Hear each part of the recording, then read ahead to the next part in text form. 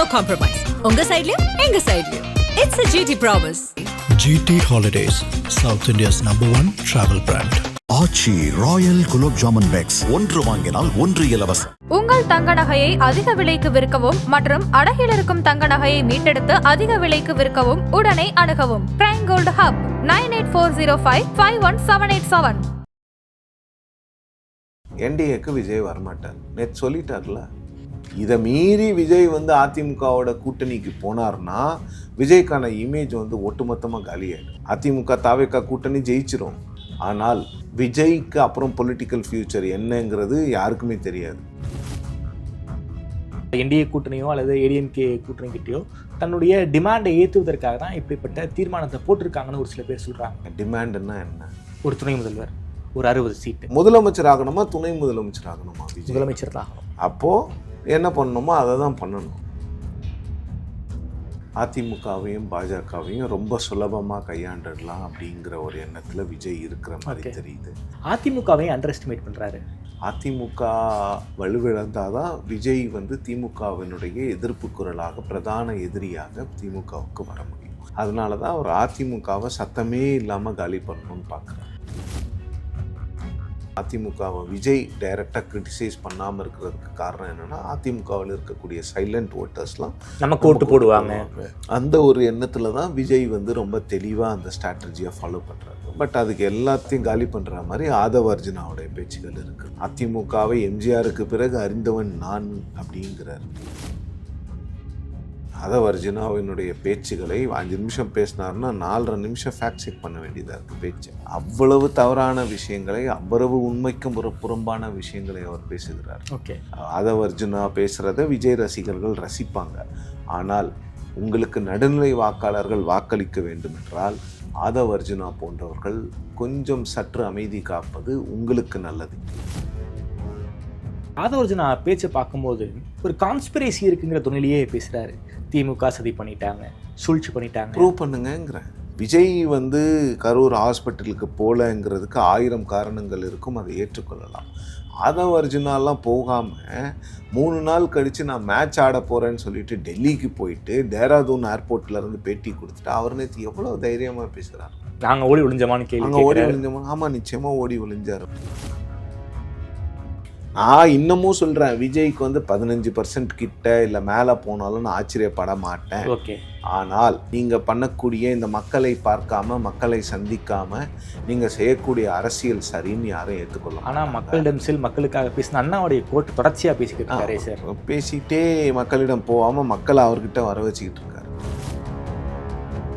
அருண்ராஜ் போன்றவர்கள் வந்து விஜய் கிட்ட பர்சனலாக சொல்லணும், சார் நீங்கள் திரை விஷயத்தை வச்சுக்கிட்டு மட்டுமே நீங்கள் ரொம்ப நாளைக்கு இருக்க முடியாது அப்படிங்கிறத அருண்ராஜ் போன்றவர்கள், சிடிஆர் நிர்மல்குமார் போன்றவர்கள் விஜயிடம் எடுத்துரைக்க வேண்டும். ஆதவ அர்ஜுனா பேச மாட்டார். அவர் என்ன சொல்லுவார்னா, தலைவரே நீங்கள் எங்கேயும் வரவேணா, உங்கள் இமேஜ் போதும். அப்படி தான் புஷி ஆனந்த் இவ்வளோ நாள் சொல்லிட்டு அவரை இட்டின்னு போகிறது தான் எங்கள் பெரிய வேலை அப்படின்னு சொல்லிட்டு இருந்தார்ல. ஆதனையர்களுக்கு அன்பு வணக்கம். இன்று நம்மோடு பெங்களூரிலிருந்து வெளிவரும் டெக்கான் ஹெரால்டு ஆங்கில ஏட்டின் தமிழக செய்தியாளர் திருமிகு சிவப்பிரியன் அவர்கள் உள்ளார். வணக்கம் சார். வணக்கம் சார். கரூர் துயரத்திற்கு பிறகு அவங்களுடைய தாவேக்காவுடைய சிறப்பு பொதுக்குழுவில் விஜயுடைய ஃபஸ்ட்டு பப்ளிக் கேதரிங் என்பது அந்த தாவேக்கா சிறப்பு பொதுக்குழு தான். கடந்த கால பேச்சு, விஜயுடைய இந்த பொதுக்குழு பேச்சு எப்படி பார்க்குறீங்க? விஜயுடைய பேச்சினுடைய டேக்அவேவாக நாம் என்ன எடுத்துக்கணும்?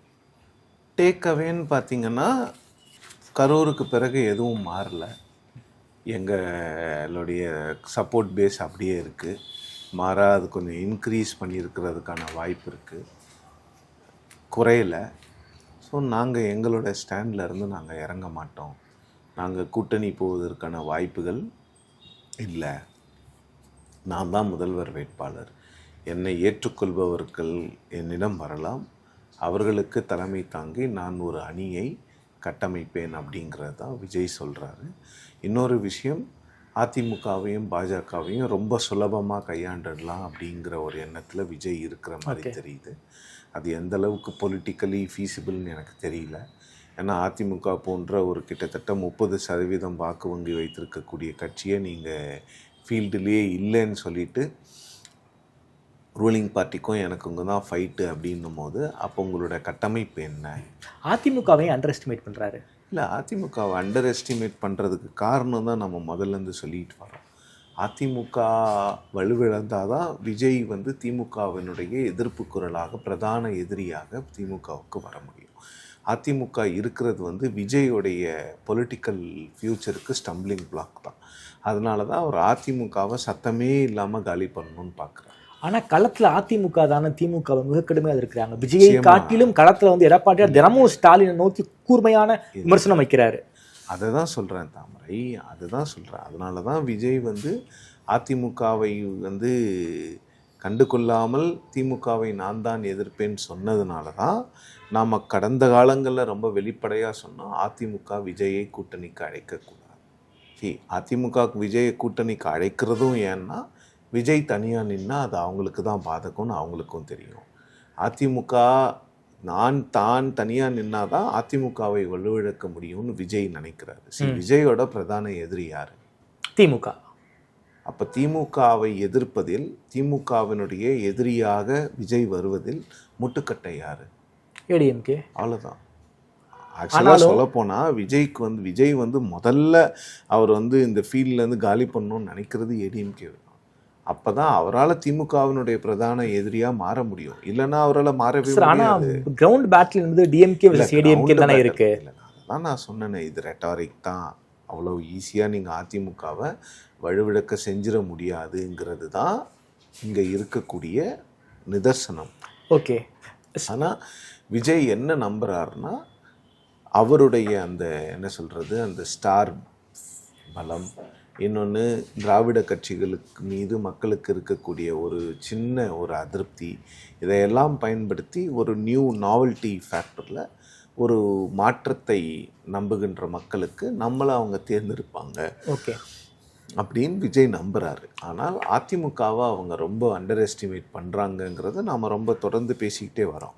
இதில் பிரச்சனை என்னென்னா அதிமுக வந்து விஜயை கூப்பிட நேற்று வந்து விஜய் வந்து எல்லா கூட்டணி கதவுகளையும் சாத்தி விட்டதாக தான் நான் பார்க்குறேன்.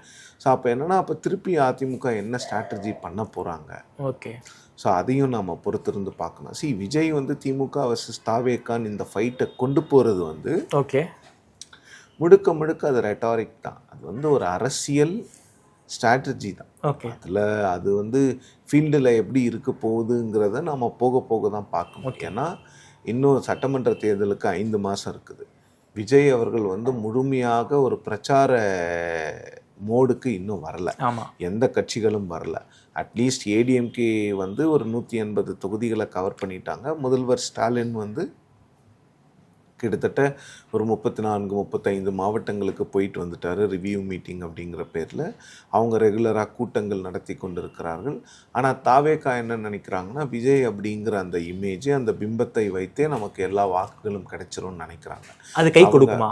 இல்லை, அதுதான் சொல்கிறேன். அது கை கொடுக்குமாங்கிறது வந்து எலெக்ஷனில் மட்டும்தான் தெரியும். ஓகே. ஏன்னா அவங்க கிளைம் பண்ண மாதிரி அவங்களுக்கு பூத்தில் ஆள் இருக்காங்கன்னு அவங்க சொன்னாங்க. ஒரு 69,000 பேர் பூத் கமிட்டி மீட்டிங்லாம் போட்டாங்க.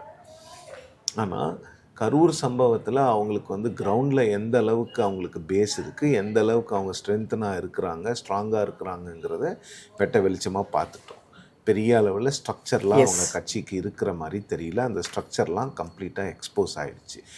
தாவேக்கா நம்பி இருப்பது வந்து விஜய் என்கின்ற அந்த திரை பிரபலத்தை, விஜய் என்கின்ற அந்த ஸ்டார் பவரை. ஸோ அவங்க என்ன நினைக்கிறாங்க, திமுகவை எதிர்த்து தானே அதிமுக இவ்வளோ பெரிய கட்சியாக வந்தது, அதே பாணியை நம்ம ஃபாலோ பண்ணுவோம். அதிமுக வலுவிழந்து கொண்டு இருக்கிறது, இல்லை வலுவிழந்து விட்டது அப்படின்னு தாவேக்கா நம்புகிறாங்க. ஓகே. அதை நம்ப வைக்கணும்னா அவங்க இன்னொன்று என்னென்னா அவங்க ரொம்ப அதிமுகவை கிண்டல் பண்ணாமல், அதிமுகவை விஜய் டைரெக்டாக கிரிட்டிசைஸ் பண்ணாமல் இருக்கிறதுக்கு காரணம் என்னென்னா அதிமுகவில் இருக்கக்கூடிய சைலண்ட் ஓட்டர்ஸ்லாம் நமக்கு ஓட்டு போடுவாங்க. அந்த ஒரு எண்ணத்தில் தான் விஜய் வந்து ரொம்ப தெளிவாக அந்த ஸ்ட்ராட்டஜியை ஃபாலோ பண்ணுறாரு. பட் அதுக்கு எல்லாத்துக்கும் எல்லாத்தையும் காலி பண்ணுற மாதிரி ஆதவ அர்ஜுனாவுடைய பேச்சுகள் இருக்கிறது. அதிமுகவை எம்ஜிஆருக்கு பிறகு அறிந்தவன் நான் அப்படிங்கிறார் நேற்று. அது எந்த விதத்தில் அதிமுகவை அறிந்தவர் அவர்? அது என்னன்னே புரியல. ஆதவ அர்ஜுனாவினுடைய பேச்சுகளை 5 நிமிஷம் பேசினார்னா 4.5 நிமிஷம் ஃபேக்ட் செக் பண்ண வேண்டியதாக இருக்குது பேச்சை. அவ்வளவு பொய். அவ்வளவு தவறான விஷயங்களை, அவ்வளவு உண்மைக்கும் புறம்பான விஷயங்களை அவர் பேசுகிறார். ஓகே, ஒரு விஷயம், என்னைக்கு ஆதவ அர்ஜுனா வந்து லைபிலிட்டின்னு விஜய்க்கு தோணுதோ அன்னைக்கு ஆதவ அர்ஜுனா அந்த கட்சியில் இருக்க மாட்டார்.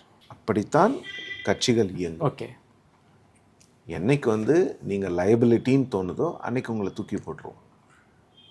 சரி, இது என்னன்னா, ஒரு இளைஞர் கூட்டத்தை வைத்து நீங்கள் வந்து இப்படி ஒருமையில் பேசுவது, வசைபாடுவது, உண்மைக்கு மாறான விஷயங்களை பேசுவது, இதெல்லாம் நீங்கள் ரொம்ப நாளைக்கு பண்ண முடியாது. உங்கள் ரசிகர்கள் வேணால் ஓட்டு போடலாம், ஆனால் ஆதவ அர்ஜுனா போன்றவர்களுடைய என்ன சொல்கிறது, இந்த உண்மைக்கு புறம்பான இந்த தரம் கெட்ட பேச்சுகள் என்ன பண்ணோன்னா, நடுநிலையாக இருக்கக்கூடிய மக்கள் உங்களுக்கு வாக்களிக்க வேண்டும் என்றால் அவர்களை எல்லாம் விஜய் கட்சியிடமிருந்து அந்நியப்படுத்திவிடும். அதுதான் நடக்கும். ரசிகர்கள் போட்டுருவாங்க. ஆதவ அர்ஜுனா பேசுகிறத விஜய் ரசிகர்கள் ரசிப்பாங்க. ஆனால் உங்களுக்கு நடுநிலை வாக்காளர்கள் வாக்களிக்க வேண்டும் என்றால் ஆதவ அர்ஜுனா போன்றவர்கள் கொஞ்சம் சற்று அமைதி காப்பது உங்களுக்கு நல்லது. இல்லை என்றால் விஜயை வந்து நடுத்தர வயதினரிடமிருந்து அந்நியப்படுத்தி விடுவார். Okay sir. சார், நீங்கள் சொல்கிறீங்க விஜய் வந்து அதிமுகவுடைய இடத்த குறி வைக்கிறாருங்கிறீங்க. ஆனால் தினமும் எடப்பாடியார் வந்து திமுகவை நோக்கி மிக கடுமையான விமர்சனங்களை வைக்கிறார்.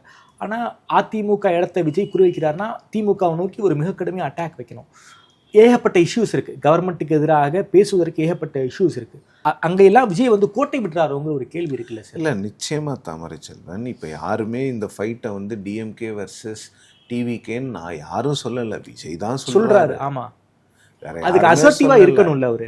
அவர் என்ன அவங்க நினைக்கிறது என்னன்னா, அந்த திரைப்பிரபலம் போதும், வேற எதுவுமே வேண்டாம், அதிமுகலாம் செயலிழந்து போச்சுன்னு அவங்க நினைக்கிறாங்க. அதுக்கு ஹார்ஷ் ரியாலிட்டி எலெக்ஷன்ல தான் தெரியும். அதனால அவங்களுடைய அவங்க என்ன பேசினாங்க, ஒரு வருஷமா எங்களுக்கு இருக்கிற கட்டமைப்பு திராவிட கட்சிகளுக்கே இருக்காதுன்னு பேசினாங்களா இல்லையா? கட்டமைப்பு இருக்கா இல்லையான்னு தெரிஞ்சிருச்சு இல்லை. கரூரில் அந்த கட்டமைப்பு இருந்திருந்தால் கட்டமைப்பு எல்லாம் கரூர் ஹாஸ்பிட்டலில் இருந்திருக்கும். கட்டமைப்பே இல்லாததுனால தான் இப்படி பேசுகிறாங்க. நான் விஜய் வந்து கரூர் ஹாஸ்பிட்டலுக்கு போகலங்கிறதுக்கு 1000 காரணங்கள் இருக்கும், அதை ஏற்றுக்கொள்ளலாம். ஆதவ அர்ஜுனாலாம் போகாமல் 3 நாள் கழித்து நான் மேட்ச் ஆட போகிறேன்னு சொல்லிட்டு டெல்லிக்கு போயிட்டு டேராதூன் ஏர்போர்ட்லேருந்து பேட்டி கொடுத்துட்டு அவர் நேற்று எவ்வளோ தைரியமாக பேசுகிறாரு. நாங்கள் ஓடி ஒளிஞ்சமான்னு கேள்வி. ஓடி ஒளிஞ்சோமா? ஆமாம், நிச்சயமாக ஓடி ஒளிஞ்சார். உங்கள் ஜெனரல் செக்ரட்டரி ஓடி ஒளியை தான் ஒளிஞ்சார். நீங்கள் வந்து ஒரு ட்வீட்டை போட்டு அந்த ட்வீட்டை டெலீட் பண்ணீங்க. கேட்டிங்கன்னா அதுக்கு ஒரு காரணம் சொல்கிறீங்க, ராத்திரியில் போட்டதுனால நிறைய பேர்லாம் அதை பார்க்கலன்னா அப்போ யார் வேணாலும் எந்த கன்றாவி ட்வீட்டை வேணாலும் ராத்திரியில் போட்டுட்டு உடனே டெலீட் பண்ணிடலாமா? ஒத்துப்பீங்களா?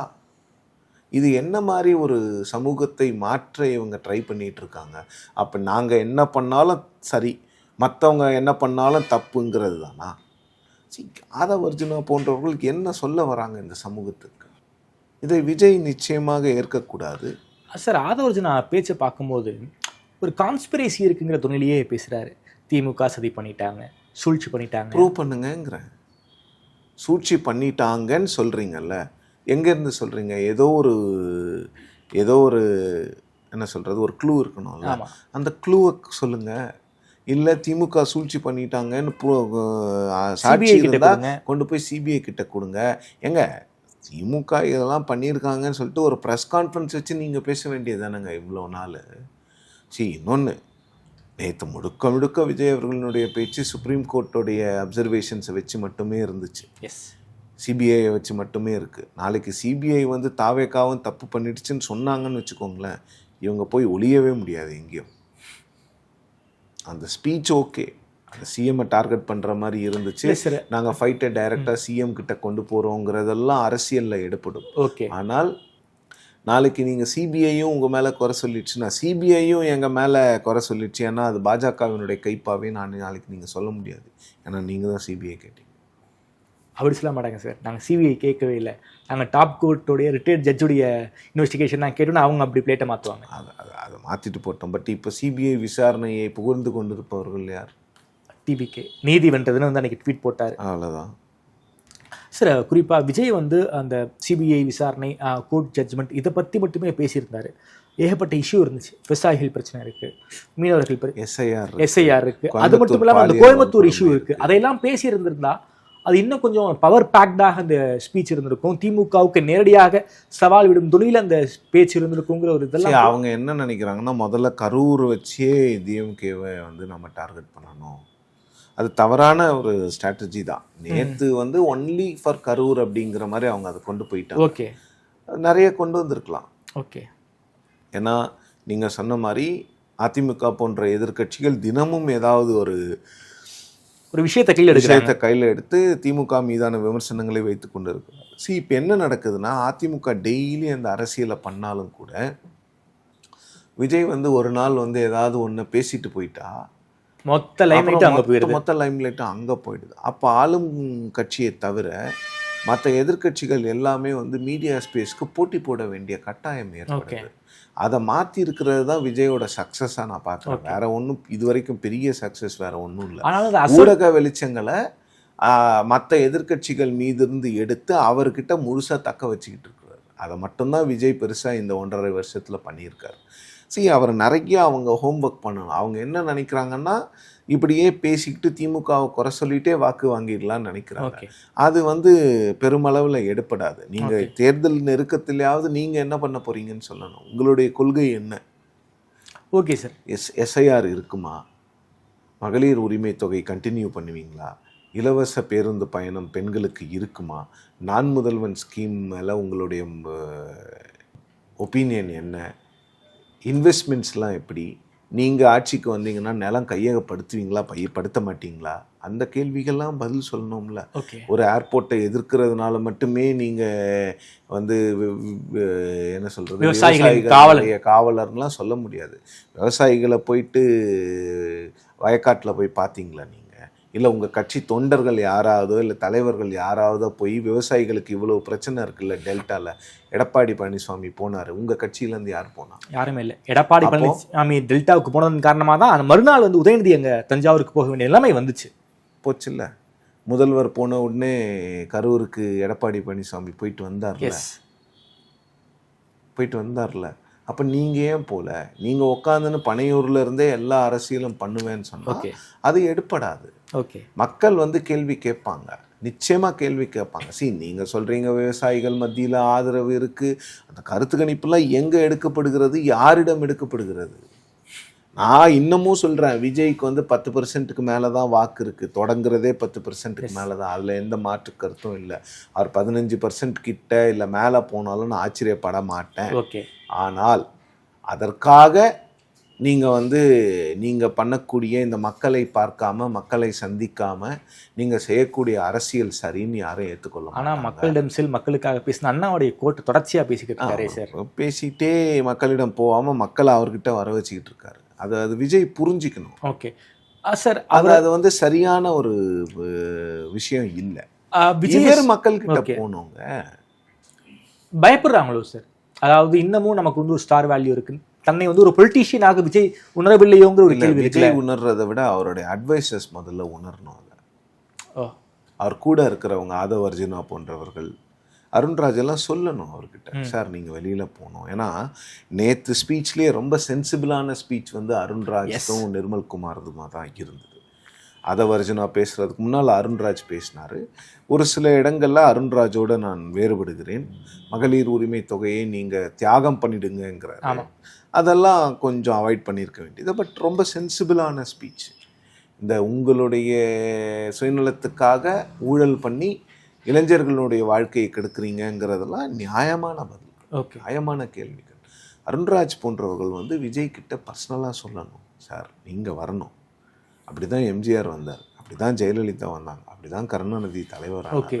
நீங்கள் திரை விஷயத்தை வச்சுக்கிட்டு மட்டுமே நீங்கள் ரொம்ப நாளைக்கு இருக்க முடியாது அப்படிங்கிறத அருண்ராஜ் போன்றவர்கள், சிடிஆர் நிர்மல்குமார் போன்றவர்கள் விஜயிடம் எடுத்துரைக்க வேண்டும். விஜய்க்கும் மற்றவர்களுக்கும் நடுவில் ஒரு மிகப்பெரிய ஒரு ஐஸ் வால் இருக்கு போல இருக்கே சார். இல்லை, மிகப்பெரிய ஒரு வால் இருந்தால் அந்த அந்த அந்த சுவரை வந்து இடிக்கணும்.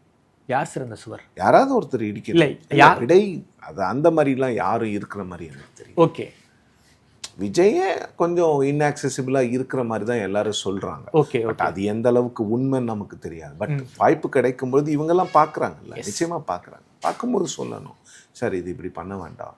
எல்லாத்தையும் விஜய் வந்து வீட்டோ பண்ணிவிட்டு இல்லை நான் சொல்கிறத மட்டும்தான் கேட்கணும்னு சொல்கிற மாதிரி ஆளாக எனக்கு தெரியல. ஓகே, அவர் கொஞ்சம் கேட்டுக்கொள்ளும் மனநிலை உடையவர் தான் நான் கேள்விப்படுறேன். ஸோ அப்போ விஜய்கிட்ட இவங்கெல்லாம் ரொம்ப தைரியமாக பேசணும். ஓகே, அதை வர்ஜனாக பேச மாட்டார்.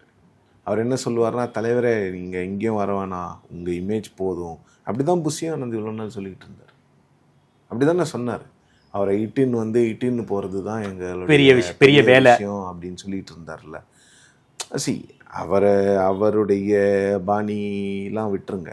பட் இவங்க இப்போ கட்சிக்குள்ளே புதுசாக வந்திருக்கிறவங்க எஜுகேட்டட் பீப்புள், நல்ல அரசியலை பார்த்தவங்க, மற்ற சமுதாய விஷயங்களை பார்த்தவங்க, ஐஆர்எஸ்லலாம் இருந்தவங்கலாம் அவர்கிட்ட ரொம்ப வெளிப்படையாக பேசணும். Okay sir. சார், விஜய் தலைமையில் ஒரு கூட்டணி அமையுமா? ஏன்னா சமீப காலமாக டிடிவி தினகரன் விஜய் தலைமையில் ஒரு கூட்டணி அமையுங்கிற துணியிலேயே பேசிக்கிட்டு இருக்காரு. இன்னைக்கால ஒரு ப்ரெஸ் மீட்டு அதே கருத்தை இன்னைக்கும் மீண்டும் வச்சிருக்காரு. ஸோ விஜய் தலைமையில் அமையும் சார். விஜய் கூட்டணிக்கு ஆசைப்படுறாரோ? நிச்சயமாக ஆசைப்படுறாரு. ஓகே, ஏன் எடப்பாடி பலவீனப்படுத்தணுங்கிற ஒரே டார்கெட் தான்? நிச்சயமா. வேற என்ன இருக்க முடியும் அவருக்கு என்ன வேற என்ன கொள்கை, அவருக்கு வேற என்ன கோல் இருக்க முடியும்? எடப்பாடியை பலவீனமாக்கணும், முடிஞ்சா அதிமுகவை கைப்பற்றணும், அவ்வளவுதானே. வேற எதுவும் இல்லை. அதிமுகவை கைப்பற்றணும்னா என்ன பண்ணணும்? எடப்பாடியை பலவீனமாக்கணும். எப்படியெல்லாம் எடப்பாடியை பலவீனமாக்க முடியுமோ அப்படியெல்லாம் பலவீனமாக்குறதுக்கான வேலைகளை தான் அவர்கள் செய்து கொண்டிருக்கிறார்கள். அதிலெல்லாம் எந்த ஒரு மாற்று கருத்துமே கிடையாது. விஜய் தலைமையில் அவங்க முதல்வர் வேட்பாளராக அவங்க ஒரு தனி அணியாக போட்டிட்டாங்கன்னா அவர் தலைமையில் ஒரு அணி அமையும்ல. ஓகே, சின்ன சின்ன கட்சிகள் போய் சேருவாங்கல்ல நிச்சயமாக. இந்த ஃபென்ஸ் சிட்டர்ஸ் இருக்காங்கல்ல, கிருஷ்ணசாமி, ஜான் பாண்டியன், ஏசி சண்முகம், இவங்கெல்லாம் போய் இணையறதுக்கான வாய்ப்புகளை நான் பார்க்குறேன். ஓகே சார், நியூஸ் 18 கான்க்ளேவில் வந்து தமிழ்நாடு பாலிடிக்ஸை பற்றி அமித்ஷா ஒரு கேள்விக்கு பதில் சொல்லியிருந்தார். தமிழ்நாட்டை பொறுத்த வரைக்கும் நாங்கள் இந்திய கூட்டணியை எக்ஸ்பேண்ட் பண்ணுவதற்கான வழியை பார்த்துக்கிட்டு இருக்கோம், அதுக்கான விலைகள் பார்த்துக்கிட்டு இருக்கோம். பிரேமலதா, இதெல்லாம் தான் எக்ஸ்பேன்ஷன். விஜய் கிடையாது. என்டிஏக்கு விஜய் வரமாட்டார். நேற்று சொல்லிட்டார்ல. இதை மீறி விஜய் வந்து அதிமுகவோட கூட்டணிக்கு போனார்னா விஜய்க்கான இமேஜ் வந்து ஒட்டுமொத்தமாக காலியாயிடும். ஜெயிச்சிடலாம், அதிமுக தாவேக்கா கூட்டணி ஜெயிச்சிரும், இல்லைன்னு நான் சொல்ல வரல. ஜெயிக்கிறதுக்கான எல்லா வாய்ப்புகளும் அந்த கூட்டணிக்கு இருக்குது. ஆனால் விஜய்க்கு அப்புறம் பொலிட்டிக்கல் ஃப்யூச்சர் என்னங்கிறது யாருக்குமே தெரியாது. ஓகே, ஒட்டுமொத்தமாக அதிமுக வந்து அவரை கைக்குள் எடுத்து அவரை ஒன்றும் இல்லாமல் பண்ணிடுவாங்க. ஏன்னா அவர் இருந்தால் அவங்களுக்கு லாபம், அவங்க கூட இருக்கிற வரையும் தான் அவங்களுக்கு நல்லது. அப்புறம் விஜய்க்கு 2 எதிரி வந்துடுவாங்க, அதிமுக திமுக. யாரை எதிர்ப்பார் இவர்? திமுகவை எதிர்த்து இவர் முதலமைச்சர் ஆகணுமா, இல்லை திமுகவை எதிர்க்கக்கூடிய ஒரு கட்சி தான் பிரதான கட்சி, அந்த கட்சிக்கு நான் போய் சப்போர்ட் பண்ணுறேன்னு அந்த கட்சியில் இருக்கும் ஒருவரை முதல்வராக்குவார். அப்போ எதுக்கு விஜய் கட்சி ஆரம்பித்தார்? கட்சியை ஆரம்பிக்காமல் எனக்கு திமுக வரக்கூடாது, நான் அதிமுகவுக்கு ஆதரவு கொடுக்குறேன், நான் 200 தொகுதிகளில் பிரச்சாரம் பண்ணுறேன்னு சொல்லிட்டு ஒரு தொகுதிக்கு 10 லட்ச ரூபா வாங்கிட்டு அதுலேயும் சம்பாரிச்சிட்டு போயிருக்கலாம்ல விஜய். அவர் எதுக்கு கட்சி ஆரம்பிக்கிறாரு? அவருக்கு கட்சி ஆட்சிக்கு வரணும், அவர் முதலமைச்சர் ஆகணும்னு தானே வராரு. அப்போ இந்த முறை அதிமுகவை சார்ந்தவரையோ இல்லை பாஜகவை சார்ந்த அந்த கூட்டணியை சார்ந்த ஒருவரை அவர் முதலமைச்சர் ஆக்கிட்டார்னா அவருக்கான வாய்ப்பை அவரே கெடுத்துக்கொள்வார். அதை அவர் செய்ய மாட்டார். என்டிஏ கூட்டணிக்கும் அதிமுக கூட்டணிக்கும் விஜய் விஜய் போறதுக்கான வாய்ப்புகளை நான் பார்க்கிறேன். விஜய் போனார்னா விஜய் அரசியல் காலி, அவருடைய அரசியல் காலி. ஓகே சார், ஒரு சில பத்திரிகையாளர்கள், ஒரு சில அரசியல் விமர்சகர்கள் என்ன சொல்றாங்கன்னா, டிமாண்டுக்காக தான் இந்த தீர்மானத்தை விஜய் போட்டிருக்காரு. என்டிஏ கூட்டணியோ அல்லது ஏடிஎம்கே கூட்டணிக்கிட்டேயோ தன்னுடைய டிமாண்டை ஏற்றுவதற்காக தான் இப்படிப்பட்ட தீர்மானத்தை போட்டிருக்காங்கன்னு ஒரு சில பேர் சொல்றாங்க. இதை பற்றி நான் அப்படி பார்க்கலங்க. டிமாண்டுன்னா என்ன? ஒரு துணை முதல்வர், ஒரு 60 சீட்டு இல்லை. இப்போ என்ன அதிமுக அவர் வந்தால் துணை முதல்வர் கொடுக்க மாட்டாங்களா? என்ன அதிமுக அவர் விருப்பம் இல்லைன்னு சொன்ன போதும் பல தலைவர்கள் அவரை வந்து அழைத்து கொண்டிருக்கிறார்கள். இப்போ அவர் கேட்குறது துணை முதல்வர் கொடுக்க மாட்டாங்களா? என்ன அவர் எனக்கு புரியல. முதலமைச்சர் ஆகணுமா துணை முதலமைச்சர் ஆகணுமா? முதலமைச்சர் தான் ஆகணும். அப்போது என்ன பண்ணணுமோ அதை தான் பண்ணணும். சரி, துணை முதலமைச்சர் அப்படிங்கிறது வந்து நீங்கள் ஒருத்தருக்கு கீழே இருப்பீங்க. துணை முதலமைச்சர் ஆயிட்டீங்கன்னா உங்களால் அடுத்து அரசியலை விட்டு சினிமா கூட வர முடியாது. உங்களோட பொலிட்டிக்கல் ஃப்யூச்சரும் காலியாகிடும். சினிமா ஃப்யூச்சரும் போயிடும். பவன் கல்யாண் இருக்கார்ல sir, Pawan Kalyan deputy chief minister தாங்க, ஆந்திரா சீஃப் மினிஸ்டர் கிடையாது. பவன் கல்யாண் எப்போ போனார் கூட்டணிக்கு? ஒரு எலெக்ஷன் நின்று தோத்து, பெரியாட்டி அதுக்கு முன்னே ஒரு எலெக்ஷனில் ஆதரவு கொடுத்து அதுக்கப்புறம் தான் போனார். முதல் எலெக்ஷன்லேயே போனார்னா விஜயோட இண்டிவிஜுவல் ஸ்ட்ரென்த் என்னன்னு யாருக்குமே தெரியாது தாமரை செல்வன். அவரோட இண்டிவிஜுவல் ஸ்ட்ரென்த் நீங்கள் எப்படி அசஸ் பண்ணுவீங்க? தனியாக போனால் தானே அசஸ் பண்ண முடியும். அப்போ அதிமுக என்ன பண்ணணும்னா ஜெயலலிதா பாணியை தான் கடைபிடிப்பாங்க. அதெல்லாம் ஒன்றும் இல்லை, கூட்டணிக்கு வலு சேர்க்கணும்னு அவரை கூப்பிட்டோம், எங்களால் தான் அவர் ஜெயிச்சார், அவரால் தான் நாங்கள் ஜெயிக்கலன்னு சொல்லுவாங்க. அதெல்லாம் வேணும்னா விஜய் போகலாம், வேண்டான்னு யாரும் சொல்ல. கிட்டத்தட்ட அவரோட முடிவு தான். ஓகே, என்னோட அரசியல் வாழ்க்கை வந்து துணை முதலமைச்சராகவே நான் இருந்துடுறேன்னு விஜய் முடிவு பண்ணிட்டாருன்னா அதை யாரும் மாற்ற முடியாதுல்ல. ஓகே சார், அப்படியே திமுக கூட்டணி நோக்கி போகணும்னு நினைக்கிறேன் சார். காங்கிரஸ் வந்து திமுகவுக்கு பல வகையில் நெருக்கடி கொடுக்குறாங்க. சமீபத்தில் காங்கிரஸுடைய தமிழக மேலிட பொறுப்பாளர் கிரீஷ் ஷோடங்கர் தமிழ்நாட்டில் பெண்களுக்கு எதிராக நடக்கக்கூடிய குற்றங்களை நேஷ்னல் கிரைம் பியூரோ ரெக்கார்ட்ஸ் அடிப்படையில் வச்சு பேசியிருந்தார். அதற்கு முன்னாடி நெல்லையில் கட்சி கூட்டம், அங்கே வந்து ஒரு 100க்கும் மேற்பட்ட தொகுதிகளை வந்து அடையாளம் கண்டு வச்சுக்கணும், ஒரு அதிகமான தொகுதிகளில் போட்டி போடணுங்கிற ரீதியில் பேசியிருக்காங்க. இன்றைக்கி ஒரு மிக முக்கியமான ஒரு பத்திரிகையில் 2006 போல் திமுக கிட்ட நாம் டிமாண்ட் வைக்கணும், எப்படி நாம் 63 சீட் வாங்கினோமோ 2011 அந்த ஸ்ட்ராட்டஜி நாம் வந்து இப்போ ஃபாலோ பண்ணுங்கிற ரீதியில் பேசிக்கிட்டு இருக்காங்க. விஜயை வச்சு அவங்க வந்து டிமாண்ட் ஏற்றுறாங்களோ சார் காங்கிரஸ்? என்ன டிமாண்ட் ஏற்றினாலும் திமுக கிட்ட இருக்கிற 32 எம்பிஸ் வந்து காங்கிரஸ்க்கு இன்றைக்கி தேவை, அவ்வளோதான். அதுக்கு பதில் ஒரே பதில் தான். ஸ்டேட் ஆஸ்பிரண்ட்டுக்காக நேஷனல் ஆஸ்பிரண்ட் விட மாட்டாங்களா சார்? இன்னும் இங்கே என்ன ஆஸ்பிரேஷன் இருக்கு? கேரளா பாண்டிச்சேரி இல்லை, கேரளாவில் என்ன எனக்கு புரியல. கேரளாவில் விஜயை வச்சு எப்படி பண்ணுவாங்க? இப்போ இவங்க கூட்டணிக்கு போயிடுறாங்கன்னு வச்சுக்கோங்க, கூட்டணிக்கு போயிடுறாங்கங்க, கேரளாவில் ஜெயிச்சிடுறாங்கன்னு வச்சுக்கோங்க, அப்படியே வச்சுக்கோங்க. தமிழ்நாட்டில் திமுகவா ஆட்சி கட்டலுக்கு வராமல் பண்ணிடுறாங்கன்னு வச்சுப்போம். காங்கிரஸ்க்கு அதில் என்ன லாபம்? சென்ட்ரலில் பார்லிமெண்ட்டில் யாரை ஃபைட் பண்ணோம்? நீங்கள் பிஜேபியை ஃபைட் பண்ணுறதுக்கு உங்ககிட்ட எம்எல்ஏஸ், உங்ககிட்ட எம்பிஸ் 240 பேர் இருக்காங்களா? இல்லை. திமுகவை நாடணும்ல, திரிணாமுல் காங்கிரஸை நாடணும்ல, மற்ற எல்லாரையும் சமாஜ்வாதி பார்ட்டியை வச்சுருக்கணும்ல. இந்தியா கூட்டணின்ற ஒரு கூட்டணியை நீங்கள் கட்டமைச்சிட்டு அந்த கூட்டணியிலேருந்து நீங்கள் வந்து தன்னிச்சையாக, அதுவும் தமிழ்நாடு போன்ற நீங்கள் என்ன சொல்கிறது ஸ்ட்ராங்காக இல்லாத ஒரு இடத்துல நீங்கள் அதை வெளியில் வந்தீங்கன்னா உங்களோட இமேஜ் நேஷன் வைடு ரொம்ப பெருசாக பாதிக்கும். ஓகே. காங்கிரஸில் இதெல்லாம் வந்து நான் பெருசாக எடுத்துக்க மாட்டேன். அந்த கட்சியை ரொம்ப க்ளோஸாக ஃபாலோ பண்ணுறதுனால எனக்கு தெரியும் அவங்க இதெல்லாம் வந்து டிமாண்ட்ஸ் தான், எதுவுமே கிடையாது, எல்லாம் பேசிக்கிட்டு இருப்பாங்க. அப்போ என்ன நடந்தது 2021? அதெல்லாம் 40 தொகுதிக்கு கம்மியெலாம் நாங்கள் வாங்கவே மாட்டோம் அப்படின்னாங்க. திமுகலேருந்து சோனியா காந்திக்கு ஃபோன் பண்ணி பேசினோன்னே 25 தொகுதிக்கு வந்து கையெழுத்து போட்டு போனாங்க. டெல்லியில் முடிவு எடுக்கிறது மட்டும்தான். இதை வச்சு டிஎம்கேவை ஓரளவுக்கு அவங்க வந்து இல்லை எங்களை நீங்கள் மதிக்கணும், அது பண்ணணும், இது பண்ணணும்னு சொல்லலாம். இங்கே இன்னொரு பிரச்சனை என்னென்னா, டிஎம்கே என்ன சொல்லுவாங்கன்னா, உங்களுக்கு 10 இடம் நாங்கள் தமிழ்நாட்டிலையும் பாண்டிச்சேரிலையும் கொடுக்குறோம், 10 லோக்சபா கொடுக்குறோம், வேறு யாருக்குமே அவ்வளோ கொடுக்குறது இல்லை, 10 கொடுக்குறோம்ல, அசம்பிளியில் நீங்கள் ஏன் எங்களுக்கு கோஆப்ரேட் பண்ணக்கூடாதுன்றது தான் டிஎம்கேவோட கேள்வி. ஓகே, அசம்பிளிலையும் உங்களுக்கு எண்ணிக்கை வேணும், சட்டமன்றத்துலேயும் வேணும், நாடாளுமன்றத்துலேயும் வேணும்னா அப்போ நீங்கள் உங்கள் கட்சியை எவ்வளோ வலிமையாக வச்சுருக்கீங்கிற ஒரு கேள்வியும் வரும்ல. காங்கிரஸ் வந்து தனித்து நிற்க முடியுமா? தமிழ்நாட்டில் நின்று ஒரு சீட்டு, ஒரு அசம்பிளி சீட்டு ஜெயிக்க முடியுமா? அப்போ நீங்கள் வந்து ஓட் மல்டிப்ளேயராக மட்டும்தானே இருக்கீங்க, உங்களால் ஜெயிக்க முடியாதுல்ல.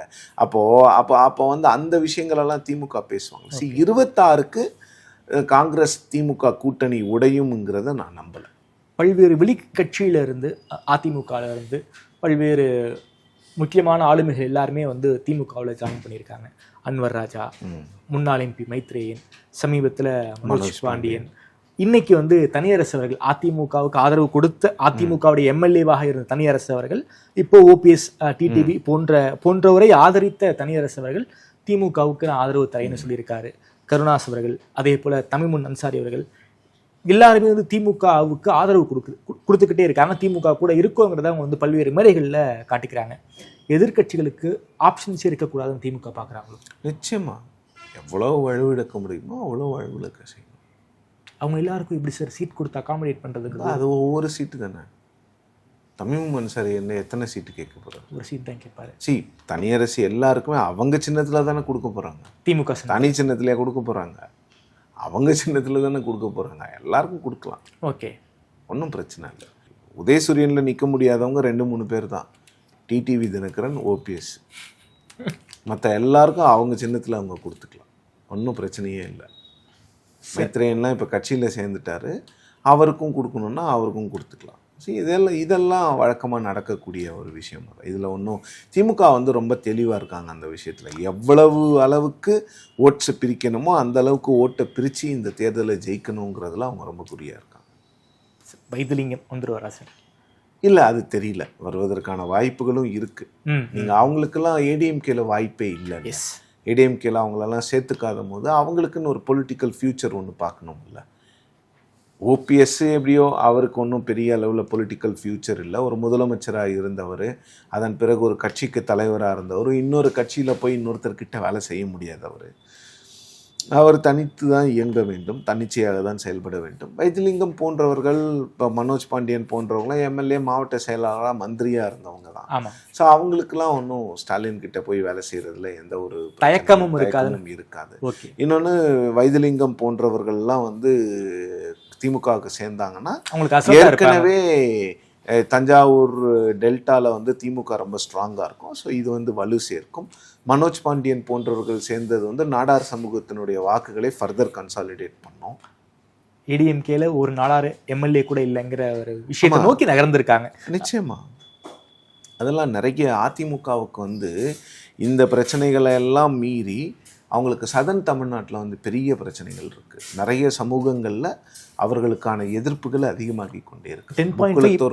முக்குளத்தோர் ஏற்கனவே இவங்க மேலே கொஞ்சம் கோபத்தில் இருக்காங்க. இப்போ நாடார்ஸும் கோபத்தில் இருக்காங்கன்னும் போது இதெல்லாம் அதிமுக சரி செய்ய வேண்டிய விஷயங்களாக தான் நான் பார்க்குறேன். Okay sir. அதை விட்டுட்டு தான் ஆர்பி உதயகுமார் போன்றவர்கள் வந்து கூட்டணிக்கு வாங்கன்னு விஜயை கூப்பிட்டுருக்காங்க. இவங்க என்ன பண்ணோன்னா கீழே போய் கிரவுண்டில் வேலை செய்யணும். அதிமுக சைலண்ட் ஓட்டர்ஸ் இருக்காங்களே, அவங்களெல்லாம் ரீச் அவுட் பண்ணி, இப்போ உனக்கு என்னப்பா பிரச்சனை, நம்ம இலைக்கு போட்டுட்டு இருந்தேன், நீ ஏன் இப்போ போட மாட்டேங்கிறேன்னு கேட்கணும். அந்த பூத்தில் இருக்கிறவனுக்கு தெரியும் யார் யார் ஓட்டு போட்டாங்க. ஓட்டு இன்னமும் அந்த அதிமுகவினுடைய வாக்கு வங்கி 25% மேலே தாங்க இன்னைக்கு கூட.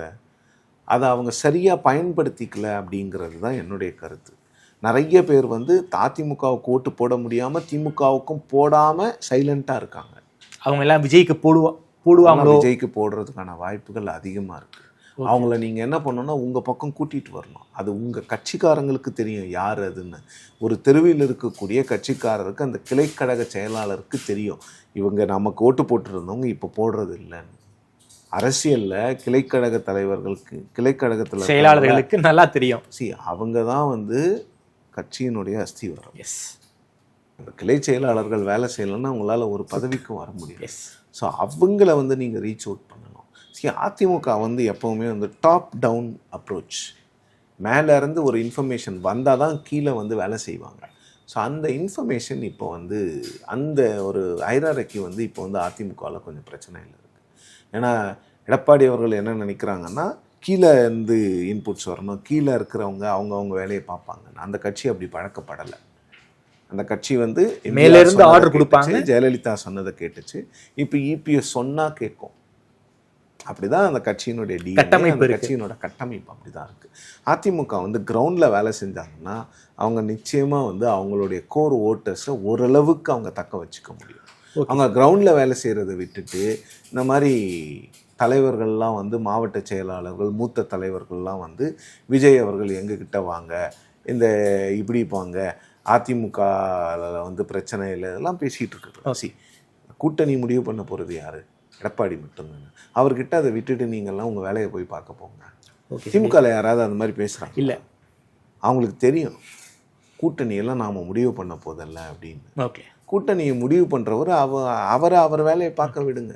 நீங்கள் போய் கட்சியை என்ன ஸ்ட்ரென்தன் பண்ணுமோ அந்த ஸ்ட்ரென்தன் பண்ணுற வேலையை நீங்கள் பார்க்குறத விட்டுட்டு எல்லாத்துக்கும் பதில் சொல்கிறது, விஜயை நாங்கள் காப்பாற்றுறோம். நீங்கள் எதுக்குங்க விஜயை காப்பாற்றணும்? இல்லாட்டா திமுக விஜய் அழிச்சிட்டு போட்டோமே உங்களுக்கு நல்லது தானே. உங்களுக்கு இன்னொரு எதிரி இருக்க மாட்டார்ல. விஜய் மீது என்ன அதீத காதல், அதீத பாசம், அதீத அன்பு உங்களுக்கு? சார் கடைசி கேள்வி சார், எலெக்ஷனுக்கு இன்னும் 5-6 மாதங்கள் தான் இருக்குது. இந்த 5-6 மாதங்களுக்குள்ளார தமிழ்நாடு அரசியல் களத்தை பொறுத்த வரைக்கும் மேஜிக் ஏதாவது நிகழ வாய்ப்பு இருக்கா? மேஜிக்கெல்லாம் பெருசாக இங்கே நடக்கிறதுக்கான வாய்ப்புகளை நான் பார்க்கல. நேற்று ஒரு வார்த்தை பார்த்தேன், டிவிகே சப்போர்ட்டர்ஸ் எங்கேயோ ட்விட்டரில் நினைக்கிறேன், 2026 லட்சியம் 2031 நிச்சயம் அப்படின்னு. அதுக்கு வாய்ப்பு இருக்குது, அதுக்கு வாய்ப்பு நிச்சயமாக இருக்குது. ப்ரொவைடட் விஜய் இந்த எலெக்ஷன்லேயும் நல்லா வேலை செய்யணும், அந்த 5 வருஷம் கடுமையாக உழைக்கணும். மக்களுக்கு வந்து உழைப்பாளிகளை மட்டும்தான் பிடிக்கும். விஜயகாந்துக்கு மக்கள் அவ்வளவு ஆதரவு கொடுத்தாங்கன்னா அவருக்கு கீழே இறங்கி உழைச்சார். எம்ஜிஆருக்கு அவ்வளவு பெரிய ஆதரவு இருந்தது என்றால் எம்ஜிஆர் மக்கள் தலைவர் என்று அழைக்கப்பட்டார். புரட்சி நடிகராக இருந்து புரட்சி தலைவராக மாறியவர் எம்ஜிஆர். எம்ஜிஆர் வந்து ஒரு சாதாரண அரசியல்வாதியோ இல்லை ஒரு சாதாரண நடிகர் மட்டுமல்ல. எங்கோ பிறந்து ஏதோ ஒரு மொழியை பேசியவர்.